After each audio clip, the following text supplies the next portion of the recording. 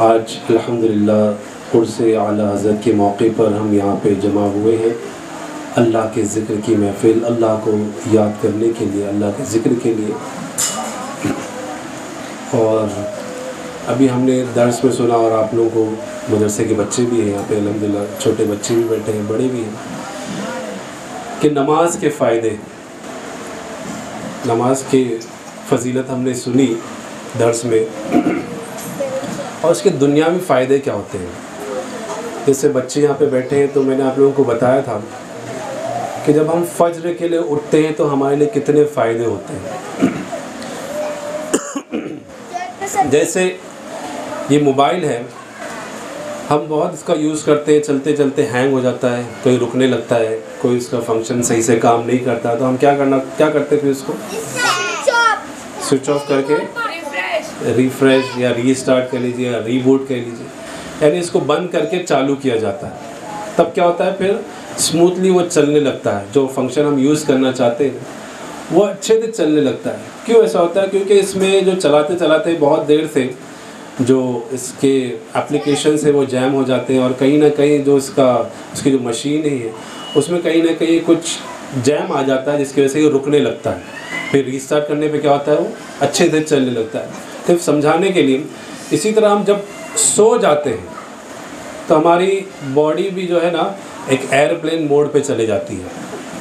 Airplane mode पे यानी ज़िंदा तो है, जैसे मोबाइल को एयरप्लेन मोड पे डालेंगे तो मोबाइल चालू तो है लेकिन कुछ फंक्शन काम नहीं करेंगे, यानी उसका कॉल करना, इंटरनेट यूज़ नहीं कर सकते। तो इसी तरह अगर हम सो जाते हैं तो बॉडी हमारी जो है एयरप्लेन मोड पे चली जाती है और फिर क्या होता है, हमारे बदन का जो खून है ना, क्योंकि हम हरकत नहीं करते तो बदन का खून एक जगह पे ठहर जाता है और हमारा सर जो होता है वो तकिए पर होता है और तकिया ऊंचा होता है, तो सर से जो खून है वो नीचे आकर बॉडी में रुक जाता है, क्योंकि हमारी बॉडी अभी हरकत नहीं कर रही। फिर क्या होता है, जब हम सुबह में उठते हैं, और क्या ही अच्छा हो कि हम फज्र के वक्त उठें, कि बरकतों का वक्त है। फज्र के वक्त जब उठते हैं और फिर अल्लाह की रज़ा के लिए हम 2 रकत नमाज़ पढ़ते हैं वज़ू करके, वज़ू करने से फ़्रेश भी हो गए।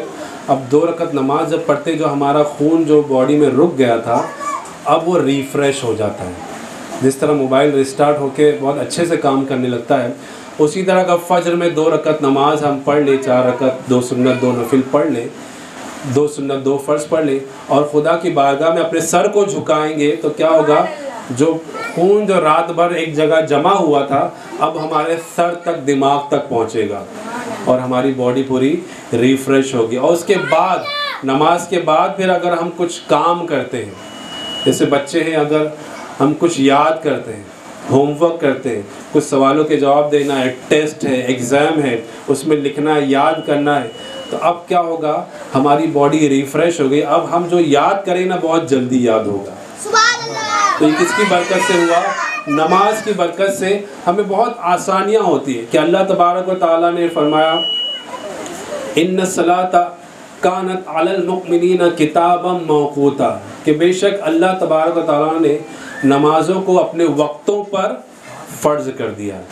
तो अल्लाह तबारक व तआला कादिर है, वो किसी चीज़ का मोहताज नहीं है, वो मुख्तार है ना, वो हर चीज़ पर कादिर है। तो उसने फिर ये वक्तों पर नमाज को फ़र्ज़ क्यों किया? वो चाहता तो कोई भी वक्त पे किसी भी वक्त की नमाज़ पढ़ी जा सकती थी, लेकिन अल्लाह तबारक तआला ने हमें निज़ाम अता फ़रमाया, एक मैनेजमेंट अता फ़रमाया कि तुम्हें अगर ज़िंदगी के शब व रोज़ गुजारने हैं तो नमाज के पाबंद हो जाओ, इंशाल्लाह तुम्हारी ज़िंदगी भी बहुत आसानी से गुजरेगी और बहुत अच्छे तरीके से गुजरेगी। कि जब तुम फ़ज्र की नमाज के लिए उठोगे तो वो कारोबार के लिए अच्छा होगा। अब कारोबार के लिए हमारे लोगों का क्या हाल है कि हम जो है, हमारा कारोबार सुबह सुबह जो कारोबार शुरू होता है, बिज़नेस शुरू होता है, तो उसकी बरकतें होती हैं, लेकिन आप देखिए अगर हम सुबह सुबह अपनी दुकान ना खोलें, क्या अरे अभी तो नींद आ रही है, बहुत थक गया हूँ, कल काम किया था, अभी तो टाइम है ना, लेकिन उस वक्त जो कस्टमर हमारी दुकान पे आने वाला था, हमारी दुकान बंद देखकर वो कहाँ जाएगा, दूसरी दुकान की तरफ बढ़ जाएगा। यानी हमने अपना ही नुकसान किया कि नहीं किया? जो हमें फ़ायदा होने वाला था उस डील से, उस ट्रांजैक्शन से, वो नहीं हुआ। क्यों? हमारी सुस्ती और काहिली की वजह से। लेकिन अगर हम अल्लाह के निज़ाम को फॉलो करें, उसके पाबंद हो जाए, तो हमारे लिए दुनिया का नुकसान भी नहीं होगा इंशाअल्लाह।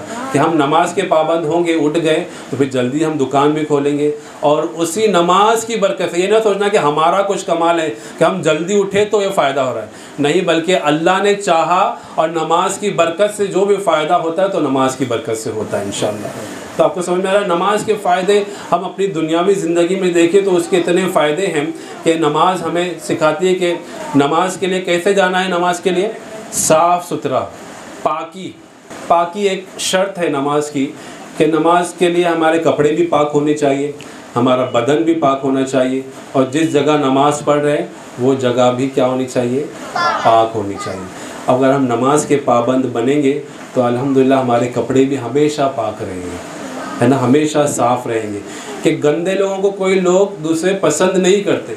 अगर कपड़े भी गंदे हैं, हम नमाज के लिए रहेंगे तो हम अपने चेहरे का भी ख्याल रखेंगे, है ना, नमाज के लिए रहेंगे तो अपने आज़ाए बदन का भी ख्याल करेंगे। तो अच्छों को, साफ़ सुथरे लोगों को लोग पसंद करते हैं। तो हमें क्या, नमाज हमें पाबंदी भी सिखाती है, वक्त की पाबंदी भी सिखाती है, सफाई भी सिखाती है, बल्कि अपने कपड़ों की सफाई, अपने बदन की सफाई भी नमाज सिखाती है। तो मेरे प्यारे आका सल्लल्लाहु ताला अलैहि वसल्लम के प्यारे दीवानों, नमाज की पाबंदी करना हर बालिग आकिल पर फ़र्ज़ है। तो हमको क्या करना है? नमाज की पाबंदी करनी, चाहे बच्चे हो बड़े हो, सबको नमाज की पाबंदी करनी है, ताकि, है ना, अल्लाह तबारक व तआला खूब बरकतें हमारे दुनिया में भी अता फ़रमाए, हमारे कारोबार में भी अता फ़रमाएगा, और आखिरत में भी इसका बेहतरीन अज्र नमाज का अल्लाह तबारक व तआला अता फ़रमाएगा। तो नमाज दिन में कितने वक्त की फ़र्ज़ है? 5 वक्त की। हम कितने वक्त की पढ़ते हैं? यानी कोई 2 पढ़ता है, कोई 3 पढ़ रहा है, और कोई 5 भी पढ़ते हैं, इल्ला माशाल्लाह। जब फ़र्ज़ 5 है तो हमको कितनी पढ़नी है? पढ़नी भी 5 ही होगी। यानी बाय डिफ़ॉल्ट है, इसमें सोचना ही नहीं कि पढ़ूँ कि नहीं पढ़ूँ, जाना है कि नहीं जाना है, ये काम कर लूँ पहले, नहीं, ये डिफ़ॉल्ट है, आपको करना ही है। जैसे हम दोपहर का खाना, किसी को दावत देनी नहीं पड़ती है अम्मी को कि बेटा खाना खाने आ जाओगे, आपको, है ना, दावत दी जाती है। घर में दावत देते क्या, बल्कि हम ज़बरदस्ती मांगते हैं, खाना दो, भूख लग रही। यानी डिफ़ॉल्ट वो खाना ज़रूरी है, इसीलिए हम मांग रहे हैं। इसी तरह ये तो हमारी जिस्म की ग़िज़ा है जो हम मांगते हैं, तो हमारी रूह की ग़िज़ा क्या है? वो नमाज है, वो अल्लाह का ज़िक्र है। तो वो बाय डिफ़ॉल्ट हमको करना ही करना है, करेंगे इंशाअल्लाह। 5 वक्त नमाज की पाबंदी करें, अल्लाह तबारक तआला हमें अमल की तौफ़ीक़ अता फ़रमाए। आइए हम अब बिला ताख़ीर हमारे आए हुए मेहमान और उर्स आला हज़रत के मौके पर इंशाअल्लाह हम आला हज़रत के फ़रामीन भी, अल्लाह उसके रसूल के फ़रामीन, और आला हज़रत ने हमें क्या पैगाम दिया इंशाअल्लाह वो भी सुनेंगे।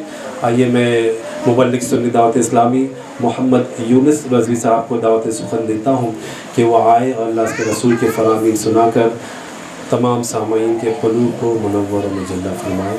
अस्सलामु अलैकुम व रहमतुल्लाहि व बरकातुहू। वालेकुम अस्सलाम व रहमतुल्लाहि व बरकातुहू।